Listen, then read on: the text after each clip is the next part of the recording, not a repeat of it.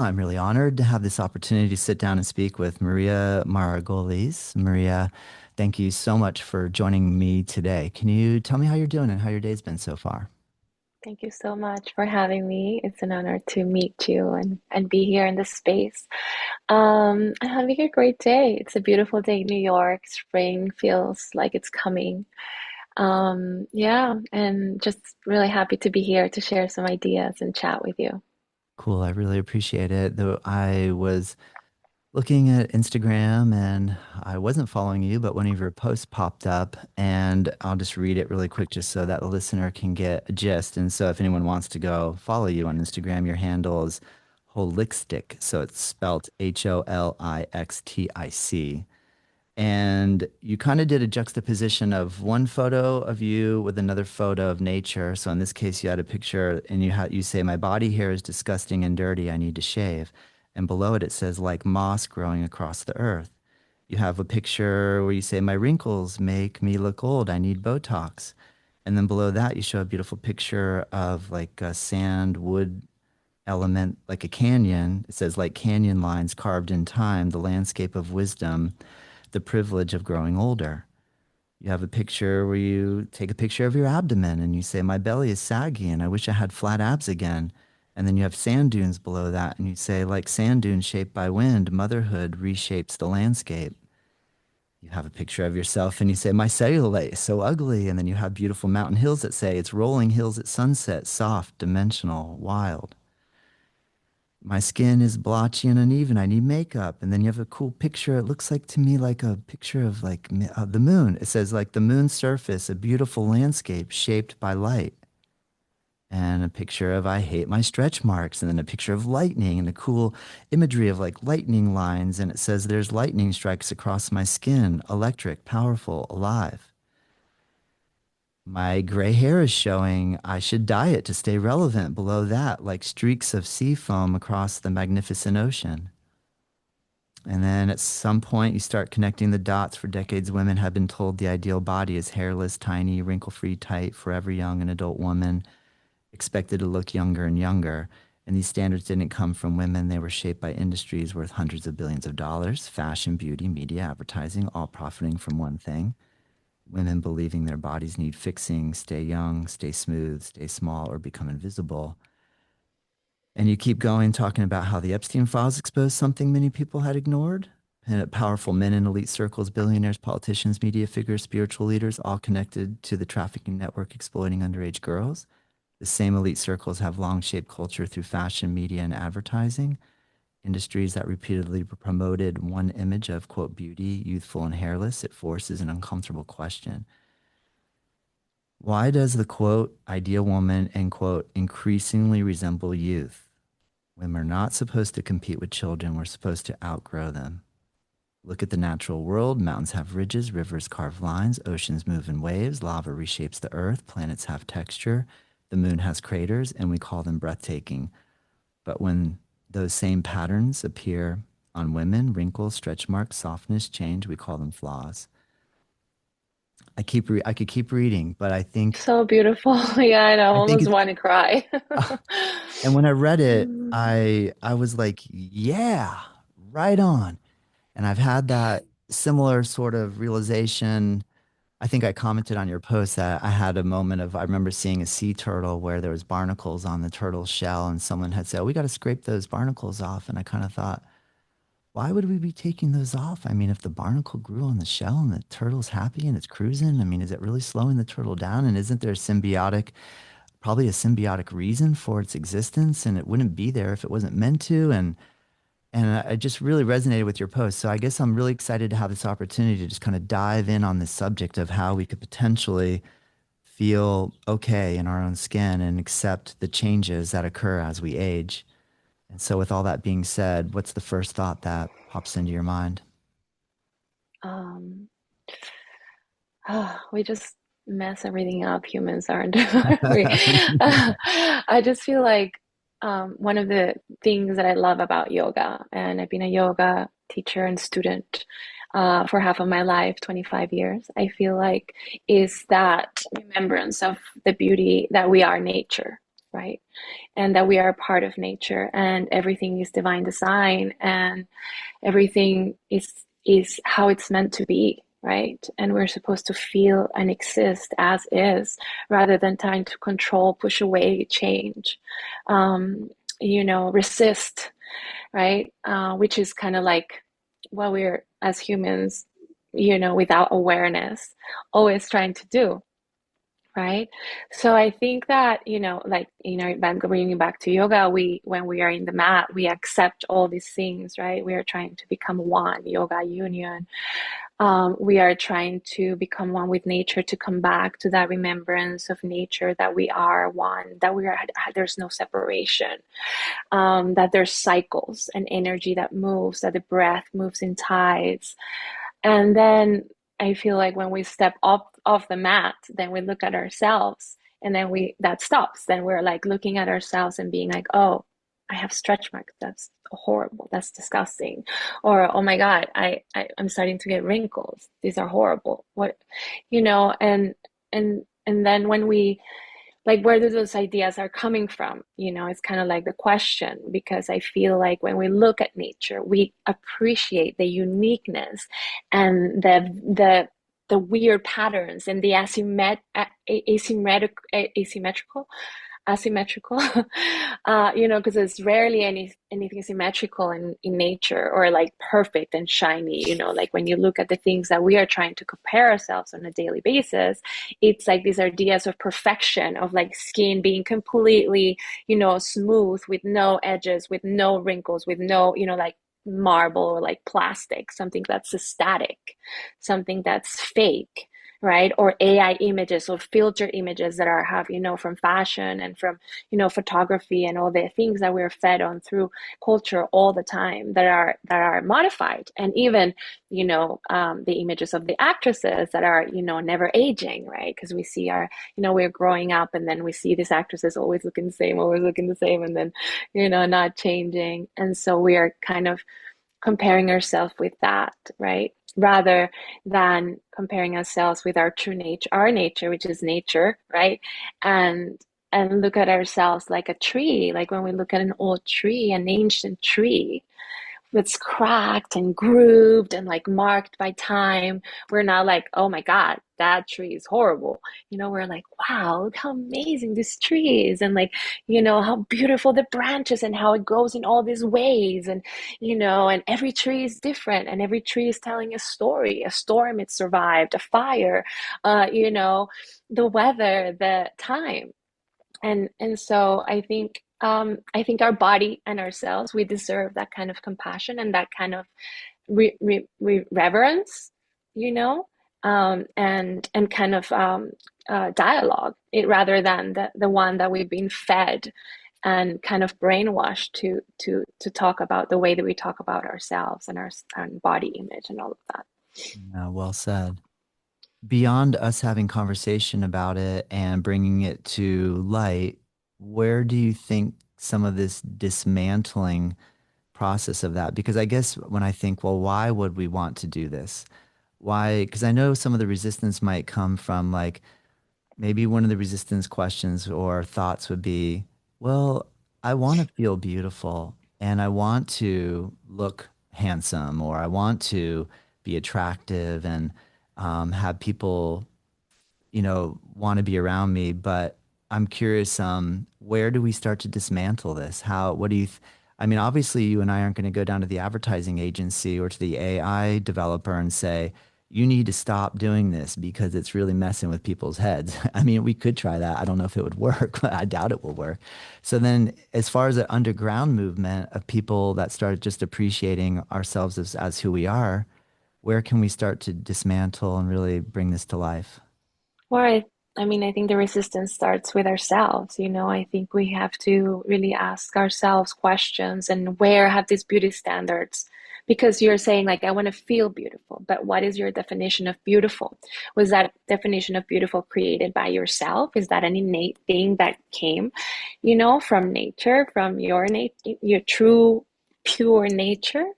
right? Like when I see my daughter, I have a 4-year-old, and the way she walks the world and the way she sees herself, she yet hasn't like developed this ego. She doesn't have like shame in her body. She doesn't like look at herself and be like, oh, I'm a little bit fat. I have a little bit roll here. I don't like this line. I don't like this people. She doesn't have that self-awareness and ego yet. And she doesn't have those ideas because those ideas haven't, she hasn't yet developed that. So, or learn them, right? So I think we have to think about, well, those ideas of beauty standards are not natural, right? There are and ideas that have been engineered, like you said, from the fitness industry, which profits from us feeling ugly, from us feeling not worthy, for us feeling fat or old, or so like, or the beauty industry, like all this, like the wellness industry that's worth over $500 billion are the ones that are profiting from us feeling ugly and unworthy all the time, right? And not on the anti-aging industry, right? Because that's and mostly on women, because women are not allowed to age, right? We're supposed to always look the same. Men, the standards are very, very different, right? So when men age, are like, oh, they're beautiful. There's silver hair, silver fox, and there's all these things, right? And then women are like, you should dye your hair. Why don't you get your ring? Like when you see the things that are in the press, in the media about, women that are not doing that. I saw this thing about Rihanna the other day that was like, what happened to Rihanna? And that was the headline. And Yeah. I'm like, what do you mean, what happened to Rihanna? Like, she had 2 kids. She's built a billion-dollar industry. I don't know. She's one of the most successful artists in the world. Like, life happened. Like, yeah, she doesn't look like she looks when she was 20. Why would she? Right? Why do we have that expectation that we cannot pass time, that we have to be frozen in time, especially for women? So I think the question is like, and what, like, where are these beauty standards coming from? And it's not like, yeah, I want to feel beautiful too, but what does beauty mean? Does beauty mean that I have to be frozen in time? Like, why do I think that that is the standard? And I think if we think, like, for example, if we were fed different stories when we were little, so if we were looking at magazines and seeing elder women with their beautiful like gray hair and their wrinkles and their noses, different kinds of noses, because everyone gets a nose job now, so like a pointy nose, a nose like this, like like all these different kinds of beauties, like women with spots and freckles and, yeah, red hair and bigger bodies and all these things in all the industries, right? In the culture, things that are shaping culture. Then, and we would look at this woman and be like, oh, like these women are beautiful. Look at their wrinkles. These are the beautiful wrinkles of time and wisdom. Like, like the ancient indigenous communities that before they're colonized changed the story about how, like, yeah, women age and they were more powerful and respected than before. Even yogis, right? Like, you're in a respected yogi when you practice for like a year or did a teacher training in that time, for like 100 hours. Like, no, just because you were flexible and thin and young, you were nothing, right? Yeah. You were really an elder teacher when you were like, had like the time, the experience, like all of that comes with age and experience and wisdom. So I think it's like those stories have been so manipulated, and that our idea of beauty is just so messed up. And so Yeah. we think that we need to do those things.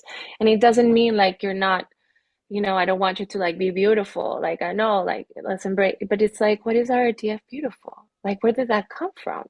Yeah. And trying to change those stories. A great point, Maria. That's amazing. I'm really curious how, because interestingly enough, like you say, in terms of the external beauty component, and if we're measuring ourselves up against what we see on social media and advertisement in relation just to the yoga industry, and we've all heard a lot of talk already over the last few years about, like, let's stop making it so much about the body and what the posture looks like, and only highlighting the ultra thin and smoothed out and perfectly shaped with the perfect outfit and color matching and all that stuff. Like, I know that it probably crossed most people's awareness at some point.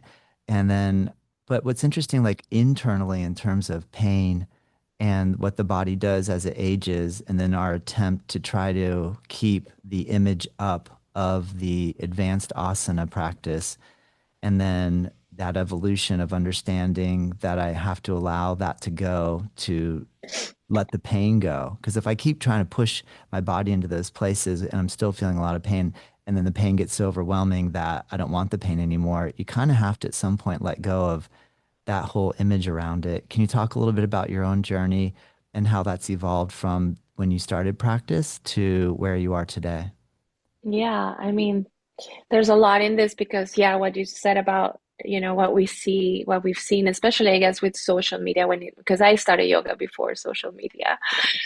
So I didn't, I guess weren't as influenced, but yeah, now that the aloe yoga girls and like all the most popular yogis on Instagram, they are white, they're young, they're the most flexible, and it does not taken away from any of like their effort or discipline or anything, but it is an image that we think, and able bodies, right? So we think that we have this idea of yoga and a yoga body that is ideal, right? That we need to be doing. And in terms of the and that I feel like that only happens with colonialism of yoga, right? Like those yogis, the ancient practices weren't worried about any of that, right?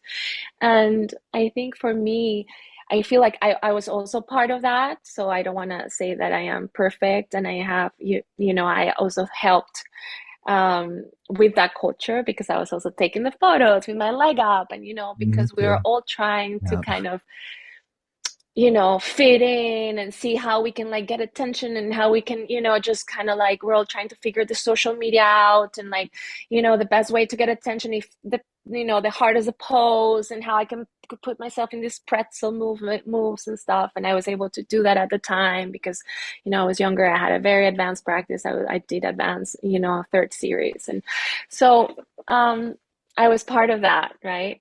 I definitely have my part in that, but I think for me, as a yoga practitioner of 25 years, I was an Ashtangi. I feel like I, I, I talk about me being a recovered Ashtangi because, even though there is a lot of things that I loved about the practice. And obviously, I did it for 25 years, 6 days a week, and I dedicated my life, and my whole identity was that Ashtanga teacher, Ashtanga practitioner. Um, I also, when you get out of a cult and you can kind of see outside of it, like when you're in it, you can really see any of the issues, and people are like, well, why is that person doing that? That's crazy. And when you're in it, you're like, don't really see it as crazy, right? I was seeing this documentary, I don't know if you see it on Apple, about the Tara Oh my, yoga. it's so funny you say that because my sister this morning was like, "Have you seen Twisted Yoga?" And I said, "No, not yet." She's like, "Oh my gosh, Todd, you have to watch that. Like, make sure you watch that because if you're Yeah. interviewing people, make sure you know who you're interviewing." And I said, I know, I will." But so I just heard about it today. So thank you for every time I get two messages in the same day. I'm like, okay, I'm doing it.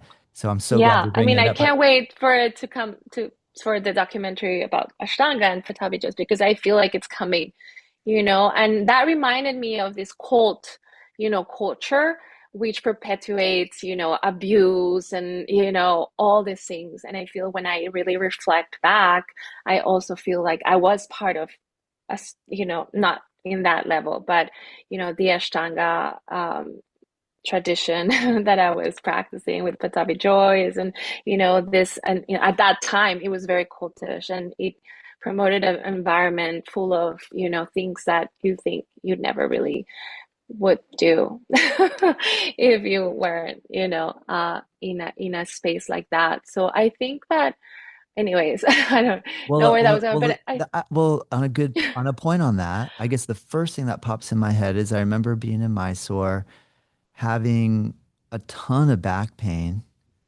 feeling kind of rough, and getting up at 4 a.m. am doing and it all over again. being terrified in a way, like, okay, I have to go in, I'm going to do this.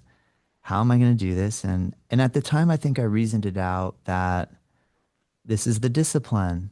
This is what discipline looks like. Discipline looks like showing up even though you're broken, even though you're Hmm. hurt, even though you're tired, you just show up.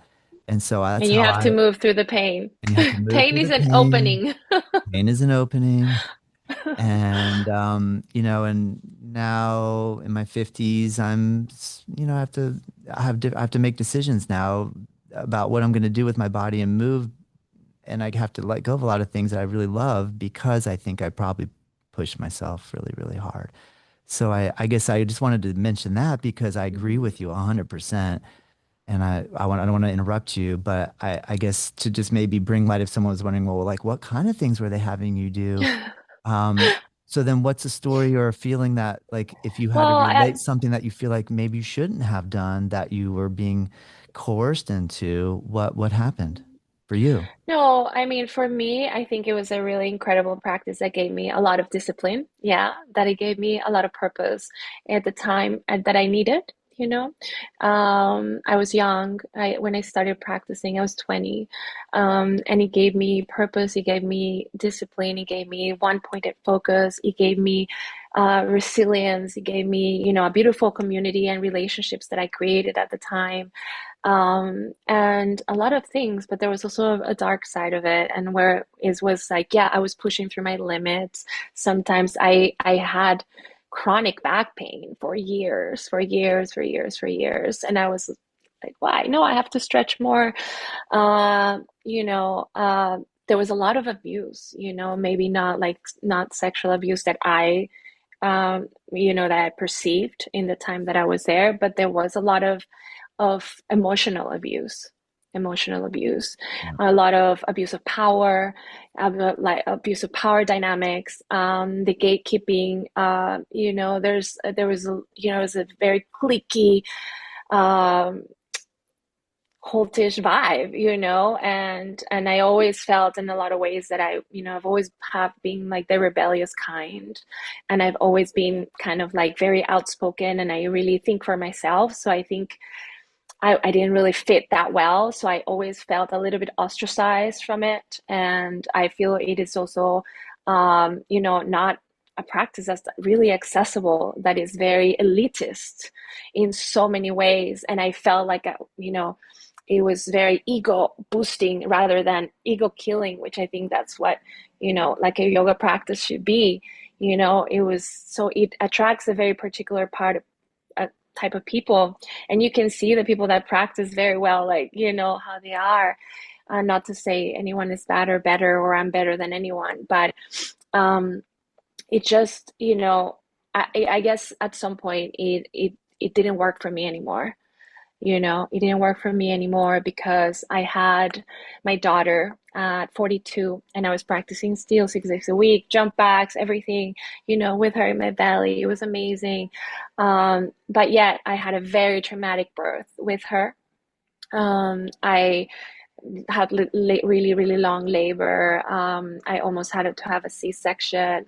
I had an infection. Well, it was like a very intense situation where I thought like, oh, I'm just gonna birth this baby really easy because I'm a yogi, and I have all the tools and everything. And so after that, I realized it really radicalized the way I like saw myself and showed up to myself, and how I saw the practice that I was doing, because it made me realize that I've been living with a pelvic floor dysfunction for over 10 years. And all the problems that I was having, like chronic back pain, was because of that, because I had a hypertonic pelvic floor. That happens a lot when you're contracting and the pelvic floor all the time, Mula Bandha, Uddiyana Bandha, restricting your breath, tension, gripping, and overriding your body into more tension and not enough like nervous system regulation and relaxation and all of that. So I kind of found out all of those things after the birth of my daughter, and everything clicked, and I was like, oh, okay. So how do I heal myself? And then one of the things was I have to change how to practice. And so I took a step back and started, reshaping my own practice, and how I approached, that, and kind Amazing. of created my own Yes. method of movement. Yeah. Amazing. Hmm. Isn't it an incredible journey? Yeah. The Yeah. things we have to go to Wild. to get to the point to learn and feel like, oh my gosh, I'm turning a corner here and I'm feeling good and life is good and wow, that was wild. That was wild. But Yeah. everything is as it is supposed to be. I really Yeah. truly believe that I had to Yeah. go through all of that to be here. Yeah. So I'm grateful for all those things. I think it's a really cool point that you brought up. I saw that you have taken a teacher training or a training that involves like pelvic floor training, or I don't know if it was a yoga related pelvic floor training. And that's why I was super Hmm. curious to see what you've learned because I have been talking to more people that are mentioning the downside of extensive Mula Bandha work, Uddiyana Bandha work, pelvic Hmm. floor engagement. I think I remember reading you post saying regarding that post the delivery of your second child that you people were just saying just do more Kegel exercise, just do more Kegel exercise and everything will be fine. So I would, if it's not too personal, just like to ask like what type of information can you share with us to help us to understand maybe a more balanced way of working our ability with pelvic floor exercise when we're doing practicing yoga or just in life in general. Yeah, I mean, I think that the issue comes with obviously lack of education as well, like in the space, like especially in the Ashtanga, everything is practice and everything is coming. Practice and all is coming, and that's it. That's all they tell you, and then you just go, you know? It's like, okay, but how? Let's go. Just go. And yeah, so I think there's very little education, and we all learned it that way. And yeah, it is the traditional way of like parampara, that from student to student and teacher and student, and that's kind of like how the old ancient way of how do you say of the Yeah, lineage, right? yeah, To yeah, but it's there is not a lot of yogic texts that have this pelvic floor information. And there is a lot of the use in the Ashtanga practice of Mula Bandha and like totally squeezing the pelvic. And correct me if I'm wrong, but you're supposed to hold Mula Bandha for 2 hours of your practice the whole time, right? And Uddiyana Bandha. So this constant contraction of the pelvic floor, like the pelvic floor is not supposed to just contract. It's like the pelvic floor is like any other muscle, right? So when you're using a muscle, for example, if you take your hand and you're always clenching your hand, well, this is not going to be a very functional hand, right? You're not going to be able to grab things and use it for anything else. It's also going to be a weak hand, right? Because it's going to be stuck in this position, right? Usually muscles that are always tight are also weak muscles. And the health of a muscle is defined by its range of motion, like how it can stretch, relax, and contract, right? And not just being stuck in one position. And when you have constant gripping of a muscle or the pelvic floor all the time, it just causes a lot of tension, and causes problems like pelvic floor problems, like leaking, like queefing, for example. I realize like why everyone is always farting in Ashtanga classes. It's because everyone's just holding all the time, everything up all the time. There's not like the relaxation. So there should be like, I feel like a more approach where we can learn really how to use the breath and learn about the breath, how it functions properly. So, how the breath, the diaphragm, the pelvic floor work together, how we're supposed to be breathing, and bring that into our practice. So, it can be a more natural way of breathing, right? And you can, and the pelvic floor contracts when it needs to, when it has, when you're going to lift something harder, your or heavier, your pelvic floor is going to work harder, right? When you're laying down and you're sleeping, your pelvic floor is relaxed, right? But when you grab your kid, then you need a little, when you have more load, you need more contraction. So as if you put that in like the yoga mat, when you need to do a more intense asana, when you're in a handstand, or when you're like, doing something more intense, when you need that lift upwards of the Mula Bandha, you need that lightness, you need that strength, then it's kind of like naturally is something that should come with the movement and not something so much that you have to cue, right? Yeah. So I think just learning more, like having a little bit more of that education, it's really important. And then, the way you approach the practice, for me, like the Ashtanga practice was also like a little bit too masculine focus, and there's always that kind of pushing and hard part of the practice where you're always pushing. It's not as cyclical, and I feel like it was not really meant to be for women, designed for women, which we kind of have different needs than men. We no kind of have, we have different needs than men.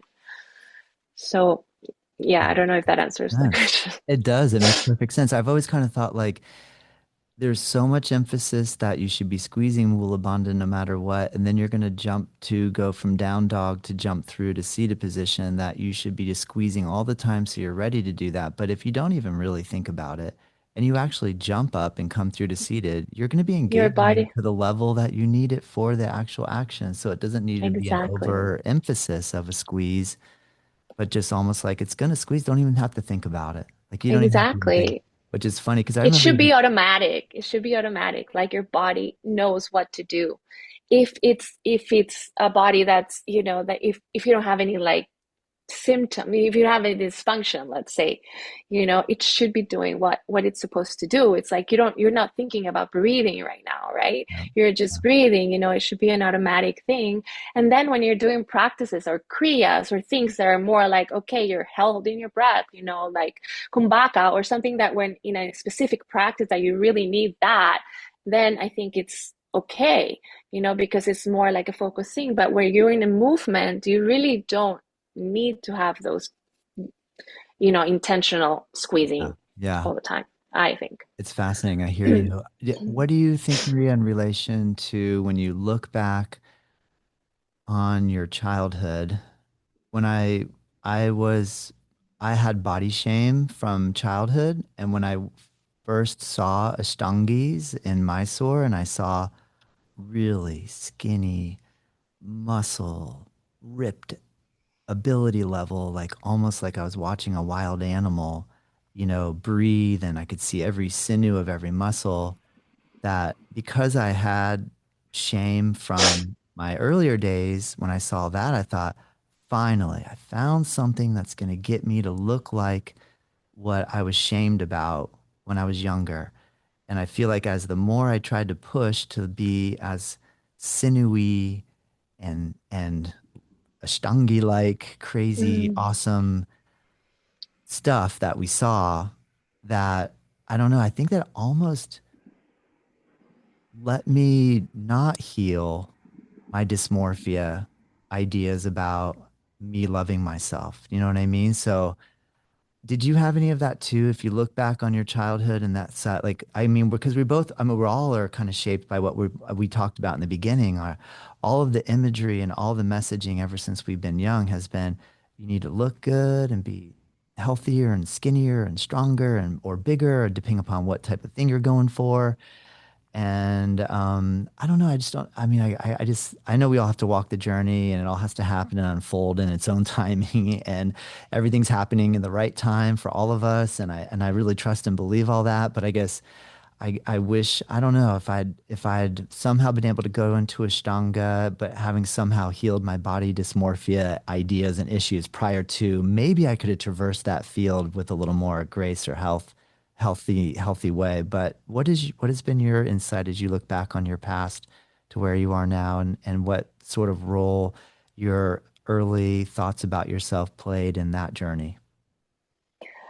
Um, well, I think that that's why you were attracted to Ashtanga, right? Because and I think it's okay to have ideals. Like, I think it's okay to be inspired by things and want to be like things, Like, I think that's totally fine.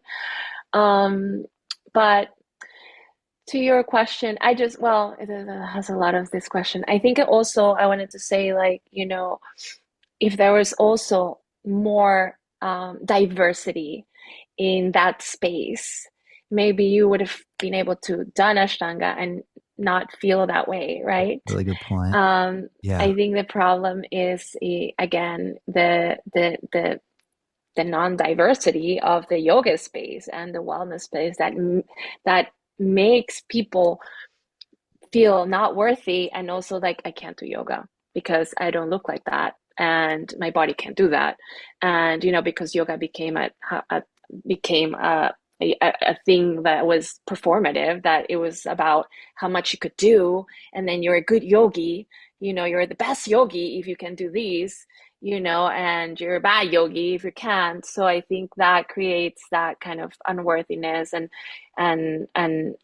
a non-accessible thing that I also really not like about Ashtanga, and that I didn't know I was part of in the time, because I was an able body. I fit that standard. I've always been skinny. I never tried to be skinny.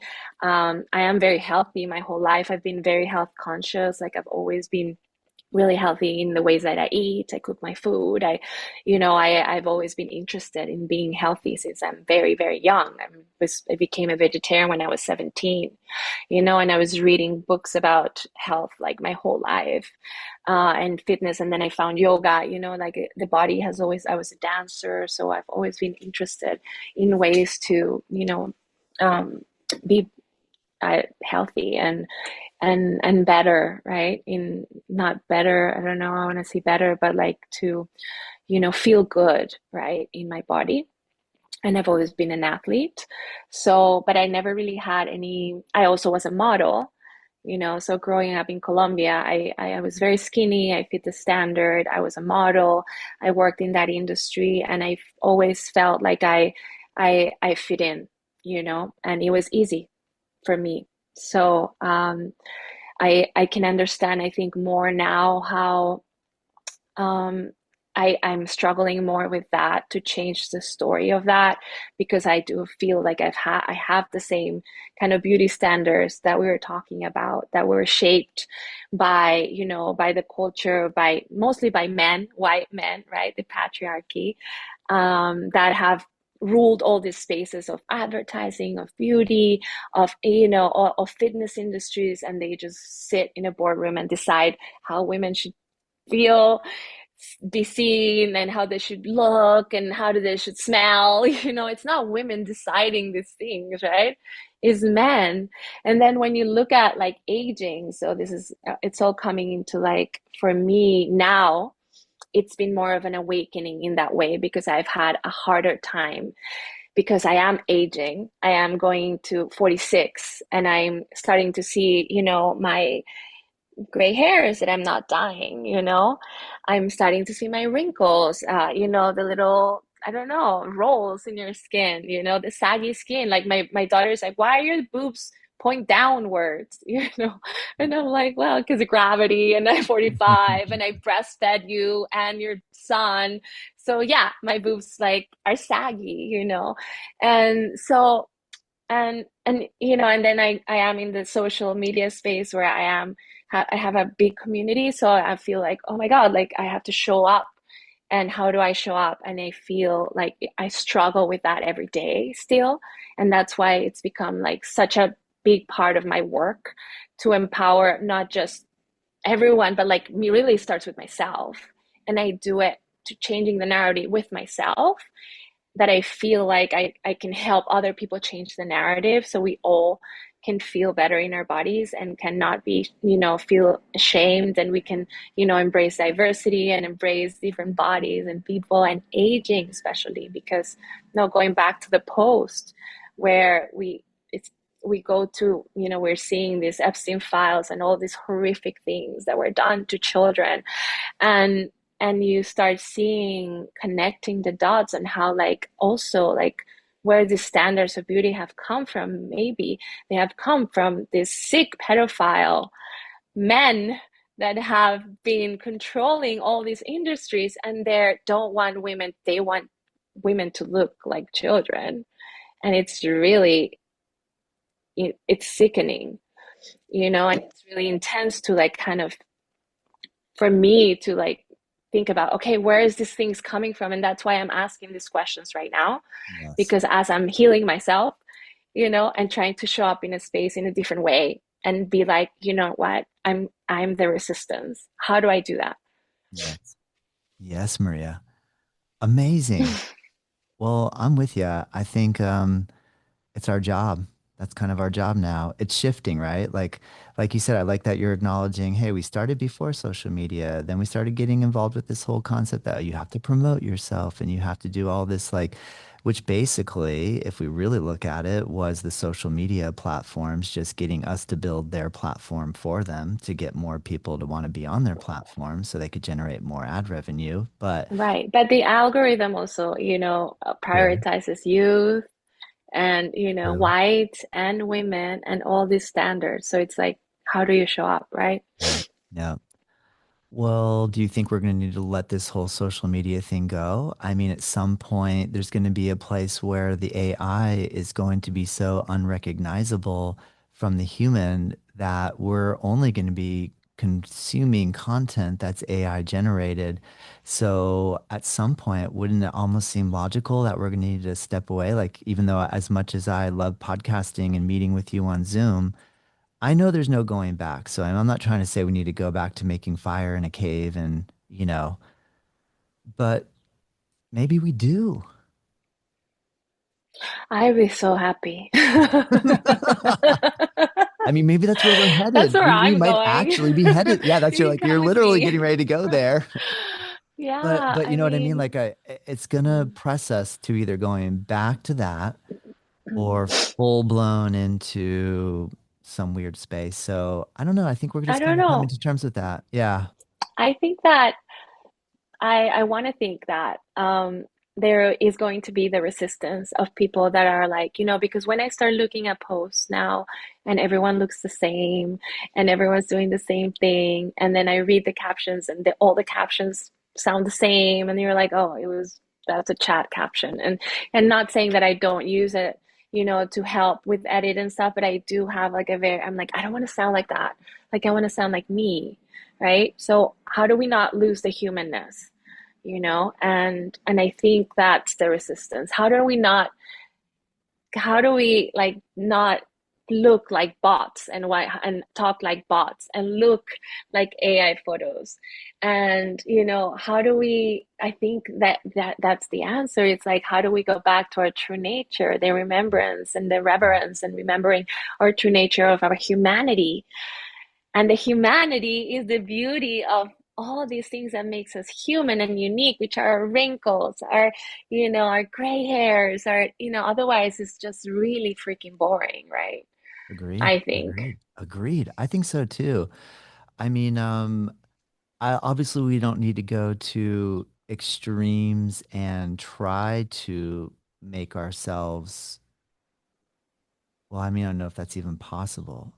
Is it possible to accelerate the aging process? Like that would be a really rebellious thing to do. Be like, how could I make myself look as old as I possibly can look right now? Like that would be a funny way to approach it. So I'm not suggesting that, but I agree. I think so what are some things that you do when you look in the mirror and you're trying to cultivate this? Like the obvious thing is like, oh wow, I noticed I have this new little thing here. And what's that? And like, oh my gosh, like, so obviously what we need to do is either A, stop looking in the mirror. Like Yeah. that could be one approach, right? That does make it a little bit easier. Have you ever tried that? Like Yeah. sometimes where you Yes. were, like, God, I know right now if I take all my clothes off and I'm getting ready to get in the shower and I look at myself in the mirror, I'm probably going to start analyzing myself. So you know what? I'm going to do it and I'm not even going to look in the freaking mirror. And just let me get my shower in and get out and just get away from the, you know what I mean? Like that's one way to do it. Yeah, no, Obviously I there's love that. there's the other way of yeah, take the mirrors out of bathrooms. That might Yeah, I actually actually lived last year in Indonesia. While I was building my home, and they didn't have any mirrors for 4 months.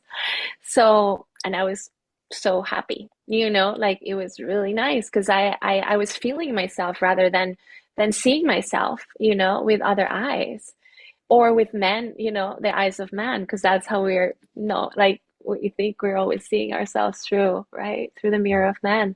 So I think not trying to feel ourselves from the inside is really good.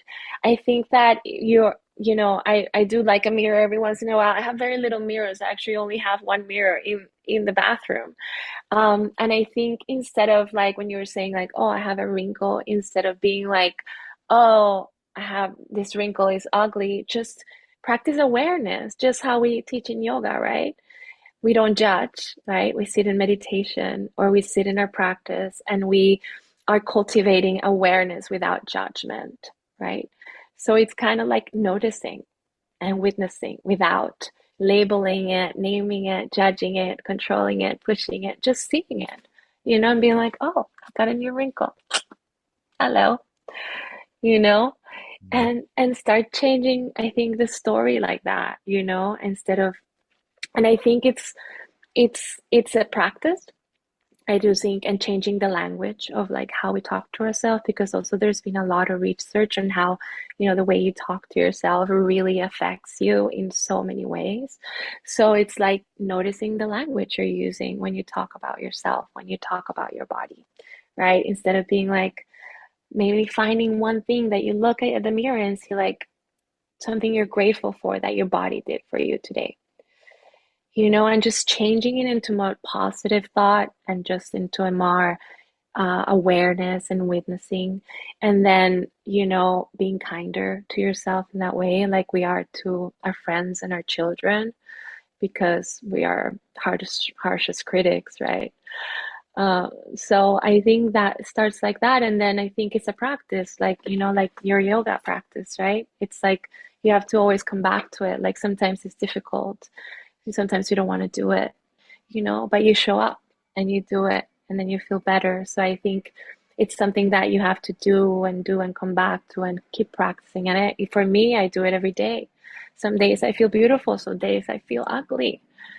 Some days I wake up and I'm like, oh, So noticing that and just going back to that kinder self and until it becomes your default mode.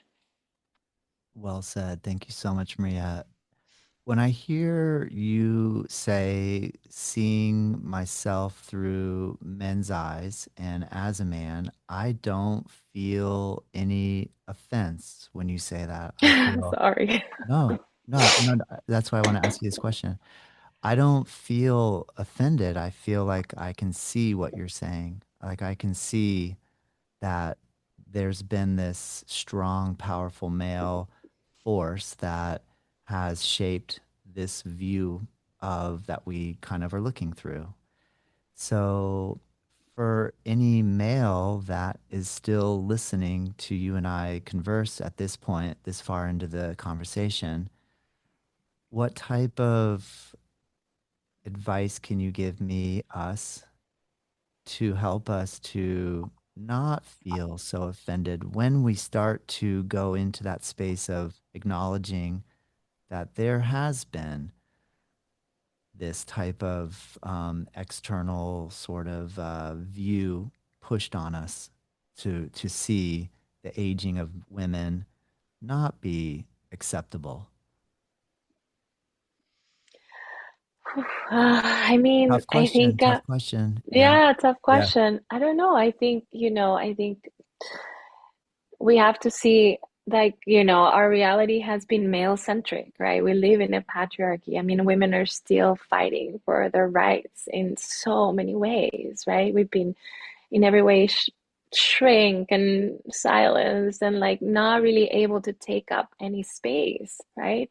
So I think like having a lot of compassion for women is a place to start, and not just always centering yourself in the conversation, and that takes a lot, I know.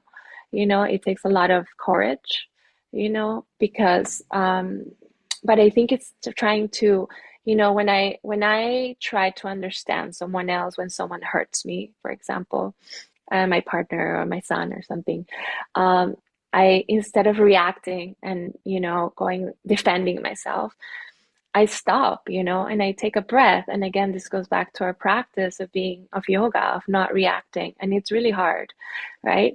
But that is a real practice. That's why we're doing yoga, no? Not so we can put a leg behind our head. So we can stop and take a moment to breathe instead of react and decenter ourselves from that. And then be like, I'm going to put myself in their shoes because my shoes are different, right? And sometimes it's hard to see it's hard to see because we all perceive the world in a different way, right? So you perceive yourself as Todd that has had all these experiences as a male who's like grown up being a man, and all these things. And like my partner sometimes is like, oh, I grew up, he's short. So he always had this kind of feeling, that he was never enough because he was short and a man should be tall, and I'm always like, are you kidding me? And so I'm like kind of gaslighting his experience, right? Instead of being like, well, I was never short, so I don't know what that feels like, right? So maybe if I take a breath and then I'd be like, put myself into that experience, we can understand the other better rather than just react, right? Mm. And try to defend ourselves because it's not about defending. We don't need to defend ourselves. And that's decentering yourself from the conversation, which is very hard to do. Great answer. Thank you so much. I think you're absolutely right.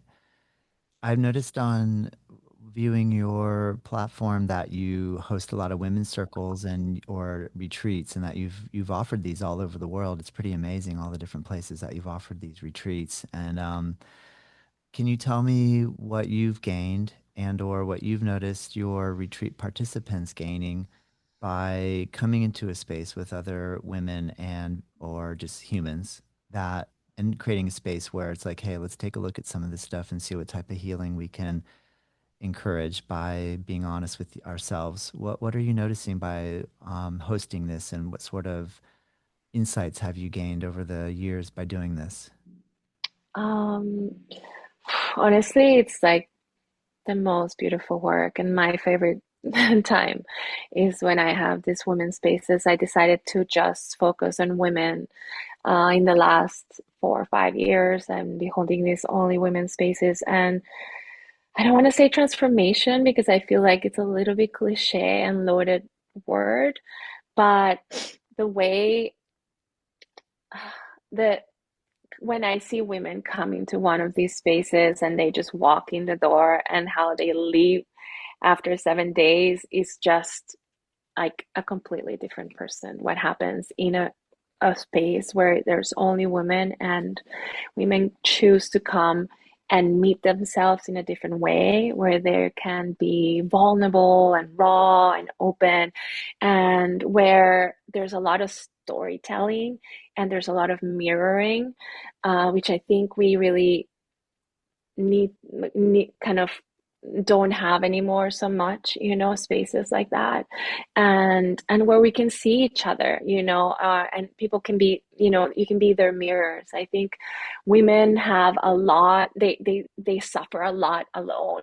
We are just always taught to be quiet, and we suffer by ourselves, and we have all these things within us that we always have inside that we're suffering with and that we don't really openly talk about. And we have women's spaces like that where there's raw, vulnerable, like really a safe place to really see each other and listen. It's really beautiful what happens. Like really, really, like all the layers come off, all the masks, and women really are able to love themselves and see themselves and really remember who they really are, and take away all this other stuff that is always clouding our mind, and our perception of ourselves. It's like you have like a little crystal in the roll and you're like polishing and polishing, polishing. And the day 7, you come out as this beautiful shining diamond crystal where you can see through it and you can see all your beautiful qualities and your power. And I could talk about it forever. I appreciate it. I like it when It's you really beautiful. yeah. Sorry. No, I want you to I appreciate you being able to talk. Thank you so much.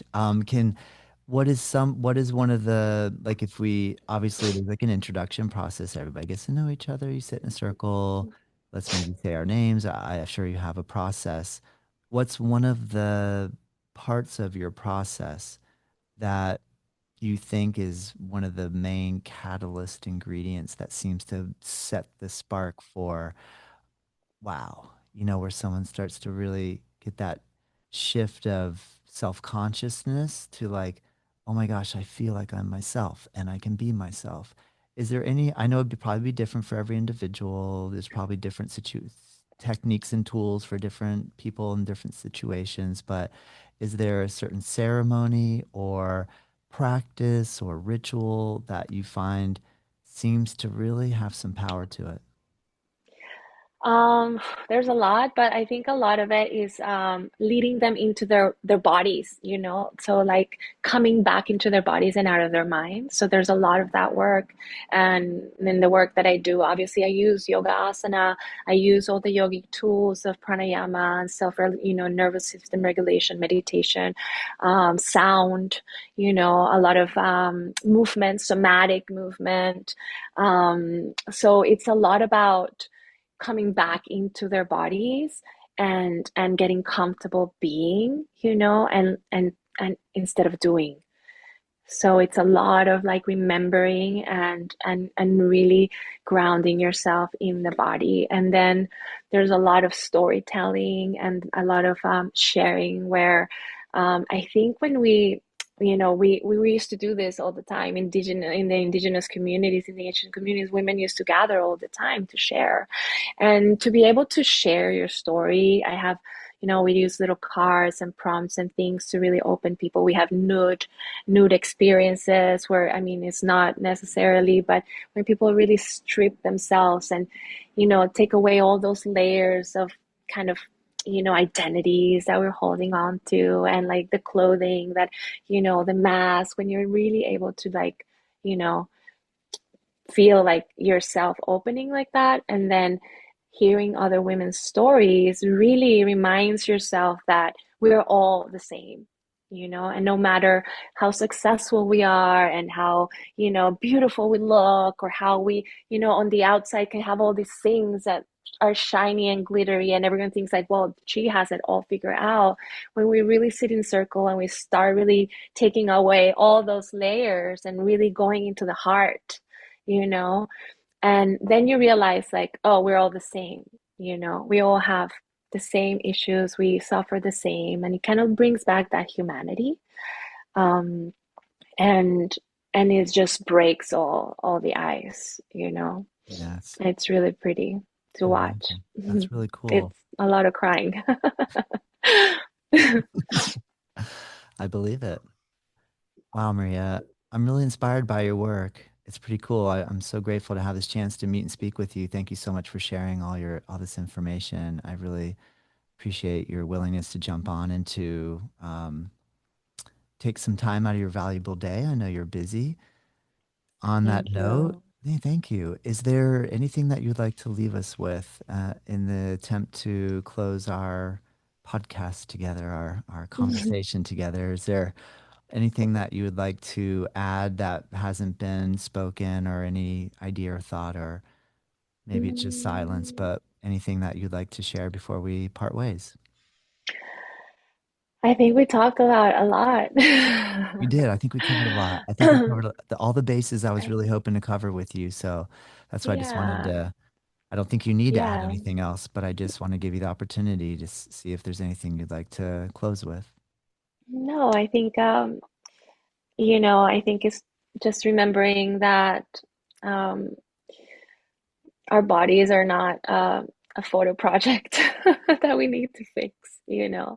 it's a life that's happening, and within us, and that, I hope that we can kind of like let go of that conversation at some point soon, because it's kind of boring. I think, Yes. Yes. you know what I mean? I don't want Yes. it that to be the conversation. I want Great deeper point. conversations. Well, then if there was a part two, what type of conversation do you want to have? Because I dragged you down this road. I invited No, I you. I love should it. say I I think it's invited you very down this road. important. I didn't drag you. I invited you, and you were willingly came with me down with this invitation. But that's a great point. What conversation can we imagine? We don't I have to don't go there know. I right think now, we but can I we know. can I'll have to imagine. brainstorm. Yeah, I'll have to let's brainstorm. All think right. about it. But Okay. I Okay. think no, All I right. think this conversation is extremely important right now. Yeah. And I want everyone to Yeah. hear it. All right. And I'm really advocating for this and really working really hard to get this message around, to empower women and men as well, to change the story, because you are part of the story too. So I think we can work together. And I think it's not about like women against men, because I think a lot of the time the conversation is like, oh, men are like defensive, like you're saying, like, oh, this is like the feminists, and no, we have to defend ourselves. It's like, no, we're not battling Mm-mm. anything, If we can work as a group, we have enough division in the world, right? Like, why don't we work together to change the story, to empower each other, to grow, together, to expand, to have deeper conversations, to see ourselves as nature, and do it together rather than fighting each other. Yes. Perfect, Maria. Mhm. Thank you. Thank you.